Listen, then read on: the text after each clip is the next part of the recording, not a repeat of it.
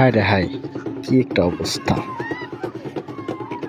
এতদিন আমরা সকলে মনে করছি যে ব্রাহ্মণবাড়িয়া শুধু মনে হয় আমাদের বাংলাদেশের মাটিতে আছে, কিন্তু আসল বাস্তবতা এই ভিডিও দেখে বুঝলাম যে না, ব্রাহ্মণবাড়িয়া বিদেশের মাটিতেও ব্রাহ্মণবাড়িয়া একটা আছে। ব্রাহ্মণবাড়িয়ায় ঠিক এরভাবে মানে বিশাল দ আকারে দুইটা পক্ষ হয়ে সংঘর্ষ করে, কেউ বাঁশ নিয়ে করে, কেউ যে মাছ মারে কি বলে ওটাকে, কোস নিয়ে করে, তারপরে লাঠি নিয়ে করে, তারপরে বিশাল দাও নিয়ে করে। ঠিক বিদেশের মাটিতে, এরা একটা বিদেশের মাটি, কোন দেশের ভালো জানি না, তো বোঝা যাচ্ছে বিদেশের একটা জায়গায় এভাবে বাঁশ নিয়ে যুদ্ধ করতেছে।